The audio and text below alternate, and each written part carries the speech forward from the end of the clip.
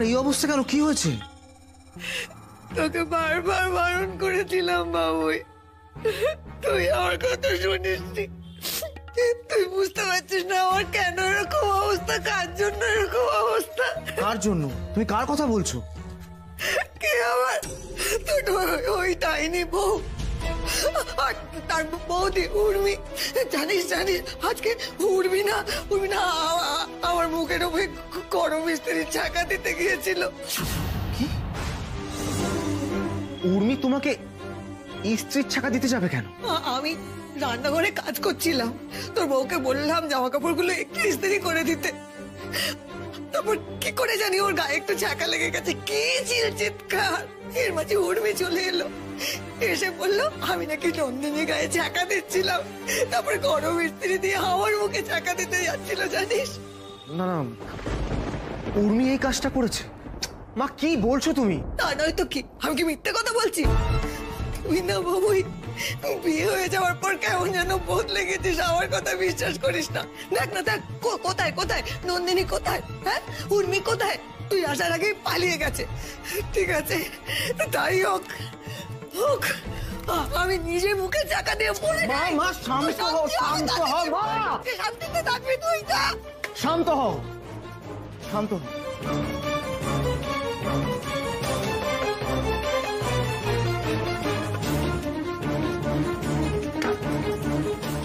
উর্মি এটা করলো?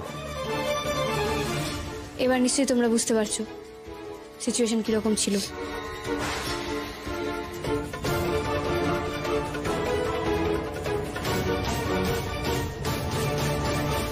কেঁদো না মৌদিদি। আরে মৌদিদি, তোমার তো কোনো দোষ নেই। তবে হ্যাঁ, তুমি যেটা করতে পারতে সেটা তুমি আমাদের আগে জানাতে পারতে, কিন্তু তুমি জানালে না কেন মৌদিদি? এভাবে চুপচাপ মুখ বুঝে মেনে নেওয়ার মানেটা কি? আমি কি করে জানাবো উর্মি? তোমরা তো সবাই জানো যে আমি এই বিয়েটা মা বাবার অমতে গিয়ে করেছিলাম। আমি যদি এই সমস্ত কথা এসে বাড়িতে বলতাম তাহলে সব থেকে বেশি কষ্ট তো ওরাই পেত বলো।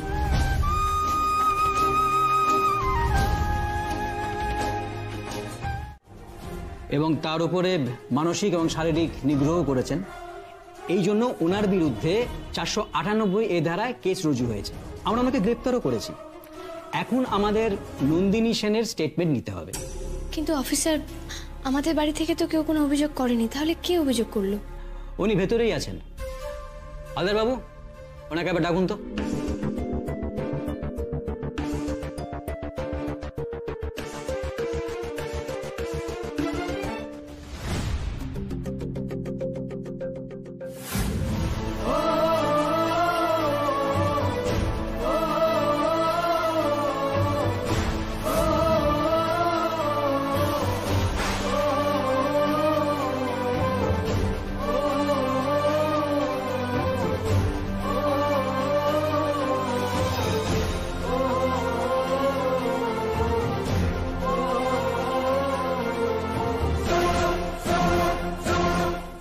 কানেতুল, আপনি আপনি আপনার মায়ের এগেইনস্টে অভিযোগ করেছেন? হ্যাঁ, আমি আমার মায়ের বিরুদ্ধে অভিযোগ করেছি। কি ভেবেছিলে তোমরা? যার সারা জীবনের জন্য দায়িত্ব নিয়েছিলাম তাকে এইভাবে মাঝ পথে ফেলে চলে যাব? তোমরা আমাকে যতটা খারাপ ভেবেছো অতটা খারাপ কিন্তু আমি নই। না না সুমন, আসলে আমরা কিন্তু সেটা বলতে চাইনি। আসলে কি জানো তো দাদা ভাই, আমি তো সাধারণ মধ্যবিত্ত বাঙালি পরিবারের মানুষ। যিনি আমাকে জন্ম দিয়েছেন উনি যখন এরকম একটা অপরাধ করেন তখন বুঝতে সত্যি খুব অসুবিধে হয়। সত্যি কথা বলতে আমি পুরো ব্যাপারটাকে অস্বীকার করতে চেয়েছিলাম, কি করব। আফটার অল উনি তো আমার মা, তাই না? যিনি আমাকে বড় করেছেন, ভালো মন্দ বুঝতে শিখিয়েছেন। যখন উনি এরকম একটা অপরাধ করেন তখন সত্যি নিজের অস্তিত্ব না শেষ হয়ে যায়। আচ্ছা উর্মি, তুমি তো বলো যে একজন মেয়ে আরেকজন মেয়ের যন্ত্রণা বুঝতে পারে, তাই না? কিন্তু আমাদেরও যন্ত্রণা হয় উর্মি। আমরা শুধু বলতে পারি না, কষ্ট হয় আমাদের। আমাদের জীবনের সব থেকে ইম্পর্টেন্ট দুটো মানুষ, একজন যখন আরেকজনকে এতটা কষ্ট দেয় তখন খুব কষ্ট হয় উর্মি, বিশ্বাস করো। যন্ত্রণা হয় আমাদের। তাই হয়তো শুরুর দিকে আমি একটু দ্বিধায় ছিলাম, অসুবিধা হয়েছিল, কিন্তু তা বলে কি আমি সত্যের সামনে দাঁড়াতে পারবো না? এবার যা করবে পুলিশ করবে। দাদা ভাই, উর্মি, তোমরা যখন এখানে আছো তাহলে তোমাদেরকে একটা কথা আমি আগে থেকে ইনফর্ম করে দিই। আমি ভাবছি যে আমরা আর ওখানে মানে আমার বাড়িতে ফিরবো না। আমি আর নন্দিনী একটা খুব ছোট্ট ফ্ল্যাট হলেও শিফট করে যাবো ওখানে। এটা তো খুবই ভালো সিদ্ধান্ত মিস্টার কানেরদুল, কিন্তু যতদিন না সবকিছু ঠিকঠাক হয়ে যাচ্ছে আপনারা আমাদের বাড়িতেই থেকে যান না, কি বলো টুকাই বাবু? হ্যাঁ হ্যাঁ, এটা আবার বলার কি আছে, ওরা তো আমাদের পরিবারেরই একজন। আমার কোনো আপত্তি নেই। নন্দিনী, তোমার কি মত?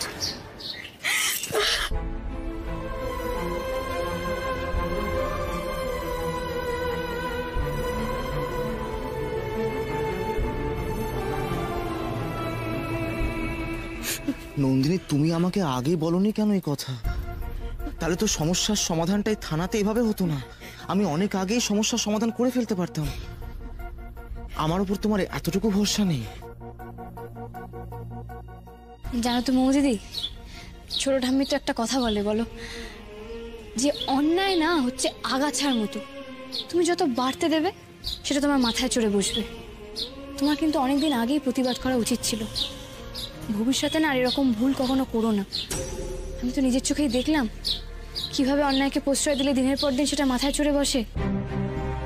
পুতুল তুলি এদের তো দেখলাম। উর্মি, আজকে তো তুমি আমাকে বাঁচিয়ে নিয়েছো, কিন্তু তুমি জানো আমার মতো এরকম কত মেয়ে আছে যারা এরকম অন্যায় সহ্য করে দিনের পর দিন রয়েছে। আর ইনফ্যাক্ট তাদের উপর হয়তো আমার থেকে অনেক বেশি অন্যায় হচ্ছে। জানি তো মৌদিদি, অনেকেই আছে। তুমি পারবে না উর্মি ওদের জন্য কিছু করতে? বলো না। জানি না মৌদিদি, আমি কি পারবো? আমার কি এত ক্ষমতা আছে? তবে একটা কাজ আমি করতে পারি, মানে ওরা যাতে ইন্ডিপেন্ডেন্ট হতে পারে সেই ব্যাপারে আমি ওদের যতটা পারবো সাহায্য করতে পারি। কারণ আমি এইটুকু জানি, এইটুকু মানি মৌদিদি, যারা নিজের প্রয়োজনীয় জিনিসটা নিজেরা জোগাড় করে নিতে পারে না তাদের সাথে চট করে কেউ অন্যায় করতে পারে না, তাদের সাথে কেউ চট করে কিছু খারাপ করার সাহস দেখাতে পারে না। থ্যাংক ইউ মৌদিদি, তুমি আমাকে আরো একবার মনে করিয়ে দিলে। সত্যি এবার থেকে আমাকে ওদের নিয়ে ভাবতে হবে।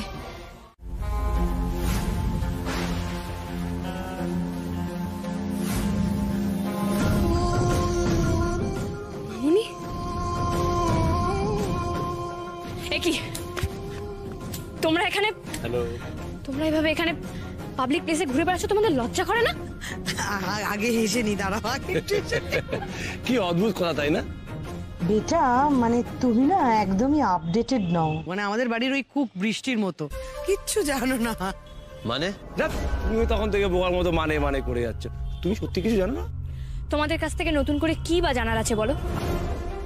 হ্যাঁ হ্যাঁ, ওকে, ওয়েল, তুমি যখন আমাদের কাছেই শুনতে চাও তাহলে শোনো। আমরা জেল থেকে তো অনেকদিন আগেই ছাড়া পেয়ে গেছি, তাই এখন আমরা ফ্রি বার্ড।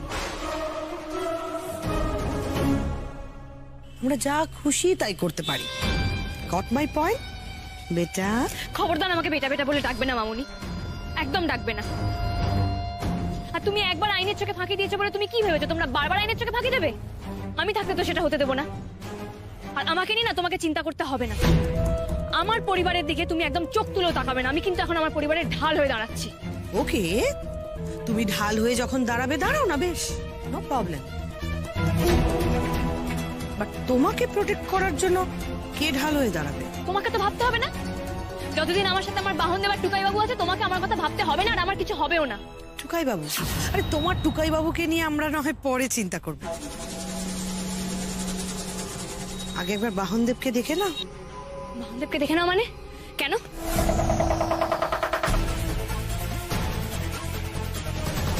কি করছো তোমরা?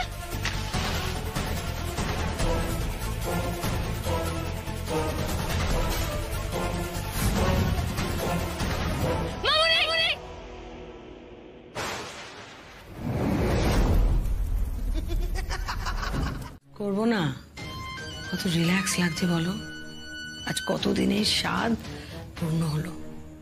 উর্মিকে একেবারে দুমড়ে মুচড়ে শেষ করে দিলাম। আজ সব শোধ একবারে নিয়ে নিলাম। সরি সরি হীরক, মাঝে তোমার উপর কিছুদিনের জন্য আমার মাথাটা গরম হয়ে গেছিল। ও হয়, বাট লাস্ট টাইম তুমি যেভাবে ব্যাপারটা এক্সিকিউট করলে ভাবা যায় না। ওর একটা সাপোর্ট সিস্টেমটাকে তো নষ্ট করে দিলাম, আর একটা সাপোর্ট সিস্টেম হলো সাত্তকী। ওকে শেষ করে দিতে পারলে উর্মি সারাটা জীবন বেঁচে মরে থাকবে। আমাদের ইটারনাল শান্তি। শান্তি শান্তি শান্তি আসবে, শান্তি শান্তি আসবে। এখানে শান্তি একটুখানি লেভেল ক্রসিং এরকম ভাবে আটকে গেছিল। আজকে কিন্তু সারা ধরে উল্লাস হবে। হ্যাঁ, সারা ধরে এনজয়। হীরক, বলছি চলো না বাইরে কোথাও ডিনার করে আসি। কোথায় যাবো?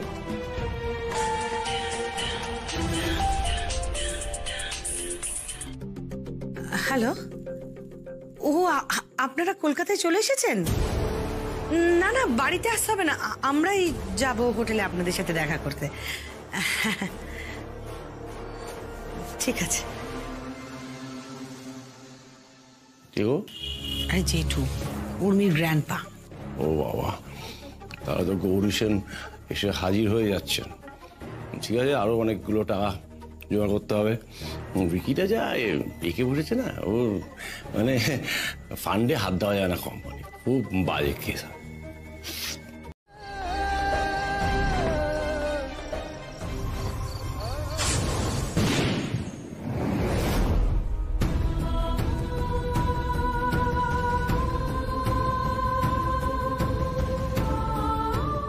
আমাদের দার্জিলিং যাওয়ার দিন যখন সমর কাকা আমাদের উপর লোক দিয়ে অ্যাটাক করিয়েছিল, তখন তো বাহনদেব ছিল বলেই আমি তোমাকে হাসপাতালে নিয়ে যেতে পেরেছিলাম টুকাই বাবু।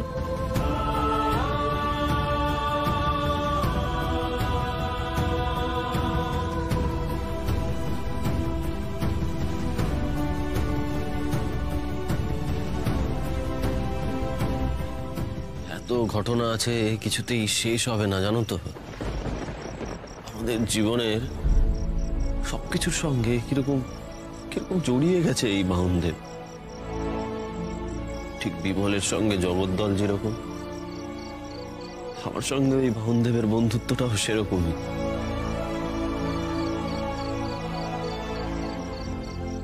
বাবু, আমাদের যখন প্রথম দেখা হয়েছিল, সেদিন যখন আমাকে গুন্ডারা তাড়া করেছিল,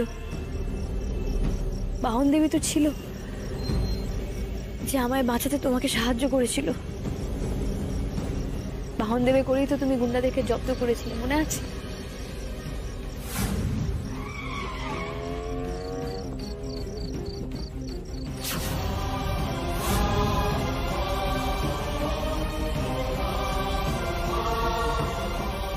আমার তো তোমাকে একটা কথা বলাই হয়নি টুকাই বাবু।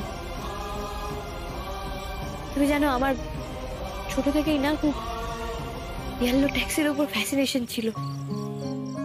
আমি যখন তোমাকে প্রথমবার দেখেছিলাম, তুমি হলুদ ট্যাক্সিতে আছো, আমার যে কি ভালো লেগেছিল আমি তোমাকে বলে বোঝাতে পারবো না। আমি তো যাকে বলে আমি বাহনদেবের প্রেমেই পড়েছিলাম। হঠাৎ করে ফিফথ গিয়ারে ছুটলো যে জীবন কে, এমনকি আমার তোমার কাছে ড্রাইভিং শেখারও একটাই উদ্দেশ্য ছিল, এই বাহনদেবের সাথে দেখা করব। আমার ক্রাশ, আমার ফার্স্ট লাভ কিন্তু বাহনদেব। মনে আছে আমার, একবার বাহনদেবকে এই কথায় কথায় আমি খাটারা বলেছিলাম বলে তুমি কিরকম রেগে গেছিলে। আপনি যে এটাকে বাজে গাড়ি বলছেন, এই বাজে গাড়িটার জন্যই আমার এবং আমার পরিবার খেতে পায়। আমার বিপদের দিনে যখন আমার পাশ থেকে সবাই চলে গিয়েছিল, তখন শুধুমাত্র ওই আমার সঙ্গে ছিল, মনে আবার থাকবে না? তারপরের দিন তুমি তোমার নিজের ভুল বুঝতে পেরে আবার নিজের হাতেই সাজিয়ে দিয়েছিলে আমার ওই বাহনদেবকে। নন্দিনী, নন্দিনী, আমি বেরোলাম। শোনো শোনো, এই চলো চলো, আগে বসো বসো। মানে? এ নাও টোস্টার অমলেটটা খেয়ে নাও। তোমায় কে বলেছে সব করতে? কে বলেছে? একই তো তুমি সারা রাত উর্মিদের জন্য জেগেছিলে, ঠিক করে ডিনার পর্যন্ত করনি। কে বলেছে সব করতে? তোমাকে যে বলেছিলাম আমি একটু বেলা অবধি ঘুমোতে, কি হলো এগুলো? ঠিক আছে, এত চিৎকার করছো কেন? আমার শরীর এখন ঠিক আছে। দেখো এইটুকু তো আমি করতেই পারি, এতটাও শরীর খারাপ নয় আমার। একটু বোঝার চেষ্টা করো না, বলছি যে পানি যখন ফেলেছে খেয়ে নাও না প্লিজ। তুমি একদম জানো তো কথা শোনো না, জানো তো। কি হলো কি হলো? কি চাই কি চাই? দাঁড়াও আমি আনছি। আরে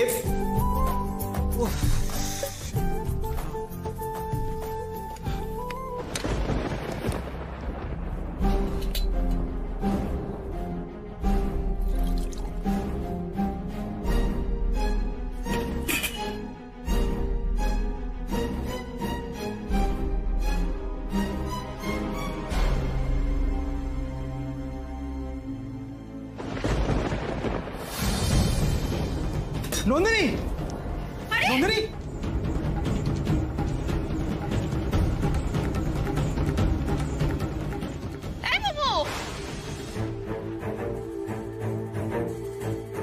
মোমো চোখ খোল, চোখ খোল মোমো, মোমো চোখ খোল, চোখ খোল মা। এই সুমন, কি হলো? দেখুন না, আমি বারবার বারণ করলাম যে জল আনতে যেতে হবে না, জল আনতে গেল মাথা ঘুরে পড়ে গেল। কি হলো? নন্দিনী, চোখ খোল। এই তো এই তো এই তো চোখ খোল মা, একটু একটু গরম দুধটা খেয়ে নে তো। একটু দুধটা খা।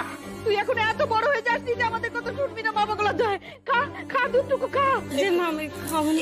খা বলছি তো।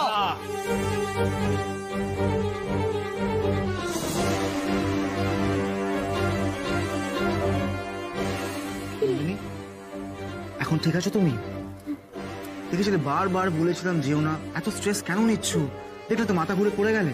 ঠিক আছে, চিন্তা করো না, আমি আমি আমি আছি তোমার সাথে আজকে সারাদিন। এরকম কেন করিস?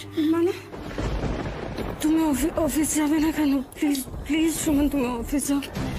ওদের মা উর্মি কোথায় বলো না, উর্মি একটু আমার সাথে থাকুক তাহলেই হবে। উর্মি তো বেরিয়েছে, দাঁড়া একটা ফোন করি। না না জেমা, ওদেরকে ফোন করতে হবে না, ওরা তো ব্যস্ত আছে, শুধু শুধু ডিস্টার্ব করার দরকার আছে? আমি আছি তো এখানে। এখন একটু ঠিক লাগছে?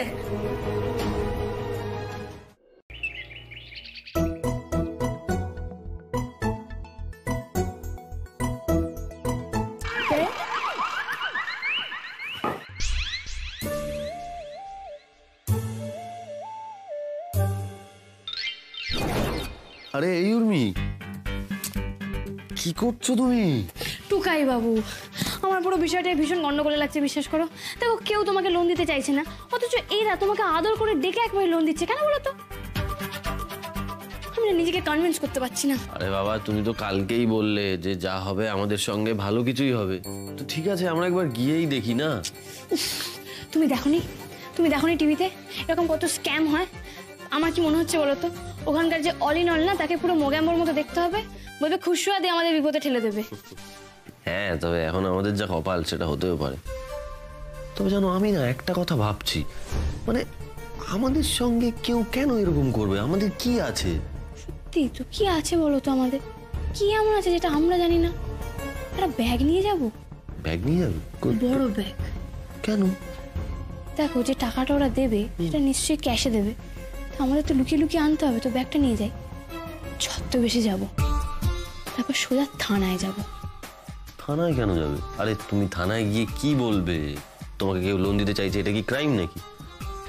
আচ্ছা, কোনটা বেশি ইম্পর্টেন্ট, লোন পাওয়াটা না থানায় যাওয়াটা? সোশ্যাল মিডিয়ায় দেবো।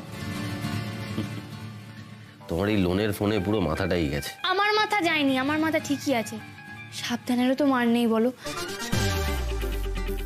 আবার কৌতূহল হচ্ছে, জানো তো ব্যাপারটা কি সেটা জানা। কৌতূহল আমারও হচ্ছে, বুঝলে। আমি শুধু ভাবছি এর পেছনে কে আছে সেটা বের করতে হবে। আরো একটা কারণে তো যাবই যাব। কি কে এই গন্ডগোলটা করছে, আদৌ কি আছে, তার মোটিভটা কি। যদি দেখি কোনো গন্ডগোল, তার কলারটা ধরবো, তাকে টানতে টানতে সোজা থানায় নিয়ে যাবো। দুবার ভাববে কাউকে ঠকানোর আগে।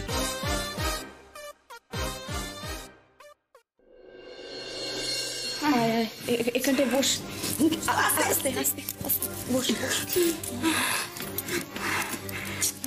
আমার শরীরটা ভীষণ খারাপ লাগছে জানো তো, মাথা ঘোরাচ্ছে, গা গোলাচ্ছে। একটু জল খাবি তো? জল খাবি না যে মা, কিছু খেতে পারবো না, খেলেই না বমি হয়ে যাবে। ডক্টর মিত্র তো ফোনই তুলছেন না, যে কি প্রবলেমে পড়লাম। নন্দিনী, এই জন্য বলেছিলাম বারবার তোমাকে ডক্টরটা দেখাও দেখাও দেখাও। একটা মেজর প্রবলেম হয়ে গেছে, তার আগে ডক্টর তাহলে কি প্রবলেম ছিল বলতো, কি করি? আচ্ছা বেশ ঠিক আছে, কোনো কথা তো শোনে ও। ভর্দি শোনো শোনো, আমার তো খুব টেনশন হচ্ছে গো। কি হবে এই মেয়ের? এত শরীর খারাপ হয়ে গেল, ওগুলো তার শ্বশুর বাড়িতে গাল মন্দ শুনে এমনি কেমন পাল্টে গেছে, খাওয়া দাওয়া করছে না ঠিকঠাক, কোনো বড় শরীর খারাপ হয়ে গেছে। মেজো, তোর কি মনে হয় বলতো? হ্যাঁ, তুই কি বুঝছিস? অনেক বছর তো হলো সংসার করছিস তুই। আরে আমার সংসার করার জন্য মোমোস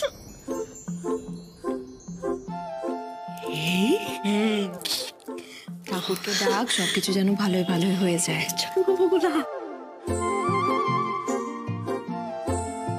কি হলো? ছোটকা, যে মা, আমি বলছি যে আমার না খুব টেনশন হচ্ছে জানো তো। আমার মনে হয় আর দেরি করা উচিত হবে না, আমরা না নন্দিনীকে অ্যাডমিট করে দিই নার্সিংহোমে। দাদাভাই আর উর্মি তো সকাল সকাল বেরিয়ে গেছে, কানসেল করতে পারতাম। ঠিক আছে ঠিক আছে, তুমি চিন্তা করো না, আমি এক্ষুনি একটা ট্যাক্সি ডেকে আনছি।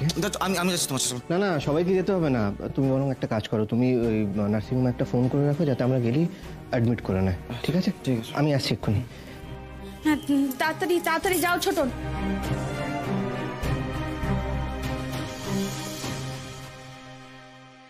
Hello, health healing nursing home?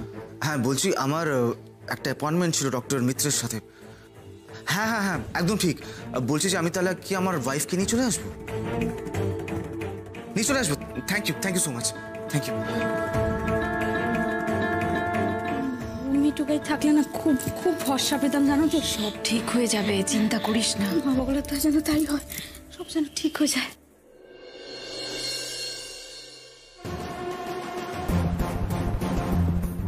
আমি এখনো বুঝতে পারছি না এই কোম্পানিতে আছেটা কি, মানে আমাদের ডাকার কারণটা কি, বুঝলে?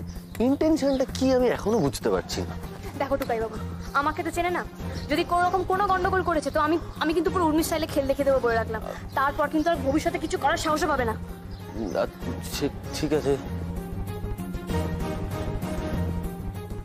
চলো চলো।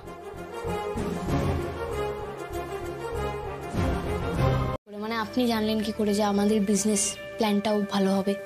এই দেখুন, এতে আবার বলার কি আছে? সাত্তকী বাবুর মতো এরকম এফিশিয়েন্ট, ওয়ার্কহোলিক এরকম একজন মানুষের সঙ্গে তো কাজ করার জন্য আমি সবসময় এক্সাইটেড। আর আপনি তো আমাকে বলেছিলেন কি, তাই না? আপনার মুখ থেকে তো আমি ওনার সম্বন্ধে এত কিছু শুনেছি। আর তাছাড়া আমি মার্কেটেও খবর নিয়েছি, কেউ যদি এই মার্কেটে কিছু করতে পারে তা উনি পারবেন। অ্যান্ড মোস্ট ইম্পর্টেন্টলি মিস্টার রজত শুভ্র রক্ষিতের নাতনি, তার আইডিয়া কখনো খারাপ হতে পারে না, এটা আমার বিশ্বাস। দেখুন, আপনার টুকাই বাবুর ওপর আমারও ভরসা আছে।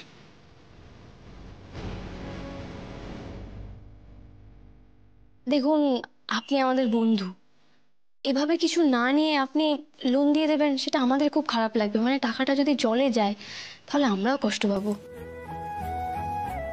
আপনি সবটা ভেবে চিন্তে তারপর বলছেন তো?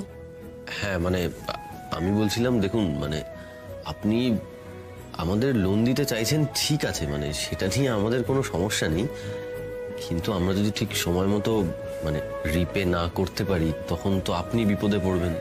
আপনি হয়তো তখন আমাদের বন্ধু ভাববেন, সেই ভেবে কিছু বলতে পারবেন না। তাই বলছিলাম যে আপনি যদি এই পুরো ব্যাপারটা আরেকবার ভেবে দেখেন। আচ্ছা, আপনারা এটা কি করে ভাবলেন যে আমি এই সব কিছু এমনি এমনি বলছি? দেখুন, আপনারা যদি আমার এই লোন আর এই লোনের অফারটা না নেন, তাহলে কিন্তু আমি খুব হার্ট হব।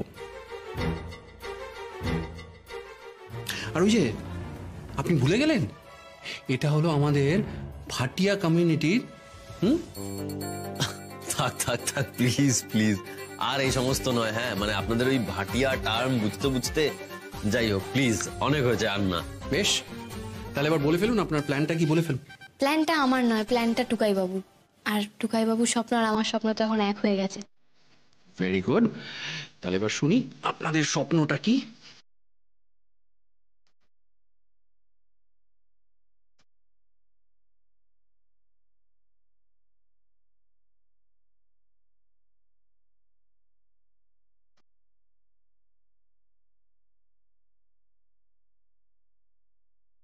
না, আমি তো এটা একটা অনেক বড় বিজনেস প্ল্যান ভেবেছিলাম, কিন্তু কি জানেন, এতে বিজনেস কম আর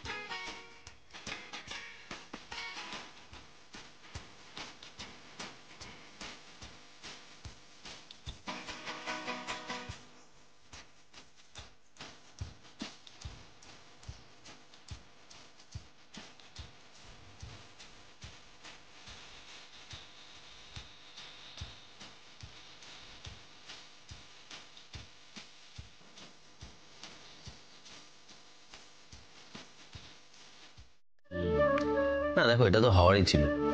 উপরে বসে ভগবান নিজে হাতে স্ক্রিপ্ট লিখছেন, তুমি আর আমি তার বাইরে কি করে যাই বলো?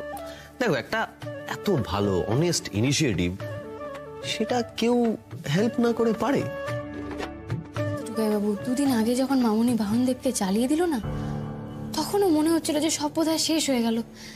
কিন্তু না গো, আমি একটা জিনিস রিয়েলাইজ করেছি, কোনো কিছু আরম্ভ না, কোনো কিছু শেষ থেকেই শুরু হয়। একটা দরজা বন্ধ হয়ে গেলে কি হবে, তার হাজারটা দরজা খোলা থাকে, রাইট? একদমই তাই। আসলে সত্যি বলতে আমারও না একেবারে স্বপ্নটা ভেঙে চুরমার হয়ে গেছিল। তারপরে এই ঘটনাটা যখন ঘটলো না, তখনই আমি আবার কিরকম একটা আশার আলো দেখতে পেলাম, জানো। দেখো, এখন তো পরিস্থিতি মোটামুটি ঠিকঠাকই আছে, চলো তোমাকে একবার ডাক্তারটা দেখিয়ে আনি আমি। আজকেই? না না, আজকে থাক। এখন কেন থাকবে? আজকে গেলে কি ক্ষতি আছে?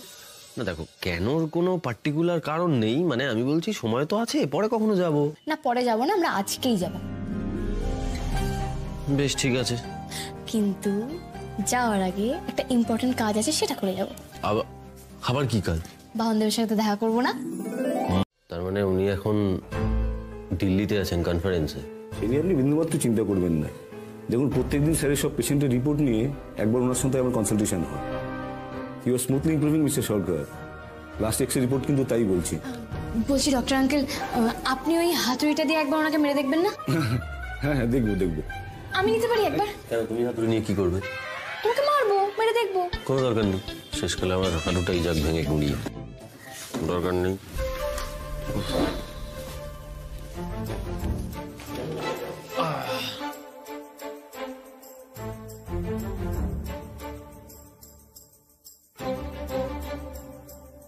আমাকে একটু দিন, আমাকে দিন। এখানে তো? আরে কি করছো? ঠিক আছে, আপনি চেক করুন।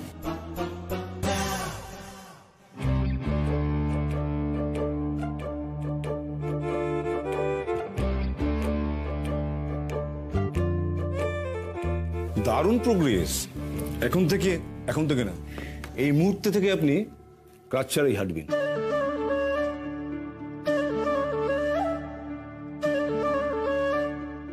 এখন থেকে ক্রাচ ছাড়া হাঁটবো মানে আমি কি পুরোপুরি ফিট?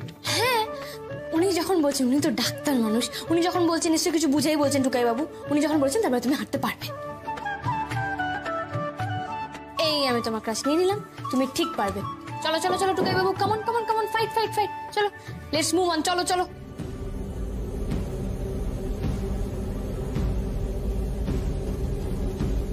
প্লিজ হেজিটেট করবেন না mister Sarkar. Let's take a try. অত ভয় পেলে হবে না টুকাই বাবু, অত ভয় পেলে হবে না। Come on come on, fight Tukai fight, let's move on, চলো চলো চলো। দেখি, দাঁড়া। হ্যাঁ,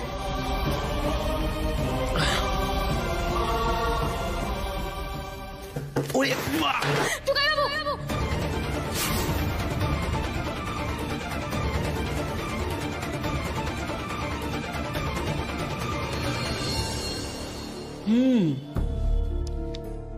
আপনি তো দেখছি সব কটা টেস্টই করিয়েছেন।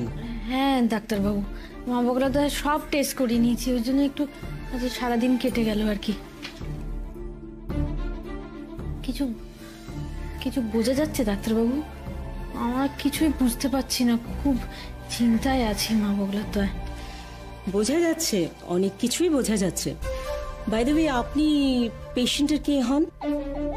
আমি ওর মা হই ডাক্তারবাবু। চিন্তা করবেন না। এই শোন, এখন থেকে কিন্তু তোকে খুব সাবধানে থাকতে হবে, দুমদাম কোথাও বেরিয়ে যাস না। হ্যাঁ অবশ্যই, এই কথাটাও আমি টুকাই বাবুকে বলছিলাম, এটাও ঠিক।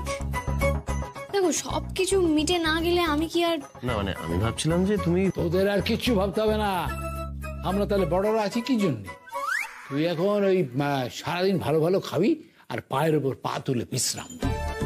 আরে এখন তো শুধু নিজের দেখভাল করলে চলবে না, সঙ্গে যে আর একজনেরও দেখভাল করতে হবে না দেব।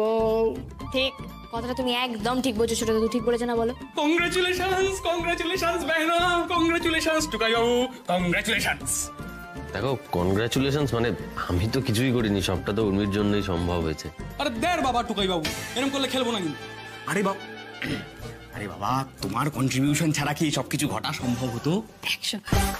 আরে বেহনা, বলছি আমি আর মিসেস রিডাও কিন্তু আসছি তোদের পেছন পেছন।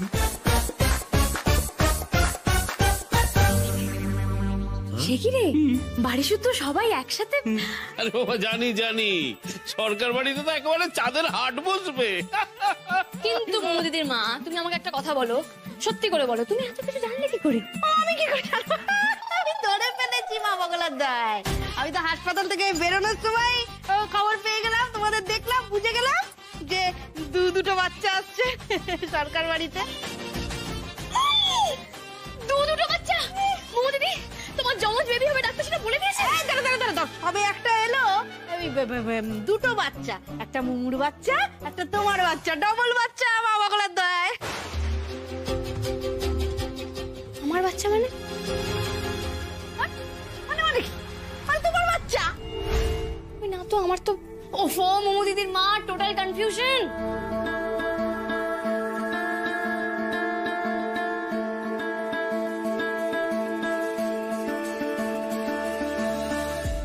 তার মানে মা আমার বাচ্চা... দেখো মা, আমরা ডাক্তারের কাছে গেছিলাম ঠিকই, কিন্তু আমি টুকাই বাবুকে নিয়ে গেছিলাম টুকাই বাবু ট্রিটমেন্টের জন্য।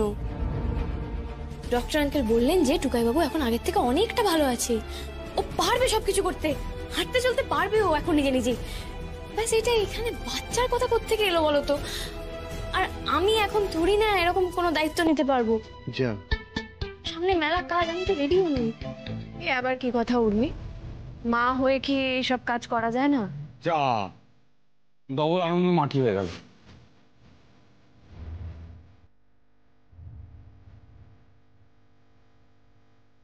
এই রে, এসবের মাঝে থাকলে তো টুকাই বাবু এসব শুনেই ফার্স্ট্রেটেড হয়ে যাবে। কি রে, চুপ করে আছিস কেন? নেওয়া যায় দায়িত্ব, কিন্তু আমি নিতে পারবো না এখন। আচ্ছা, ডাবল মজা কেন হবে না? হবে তো, সব আমরা সেলিব্রেটও করবো।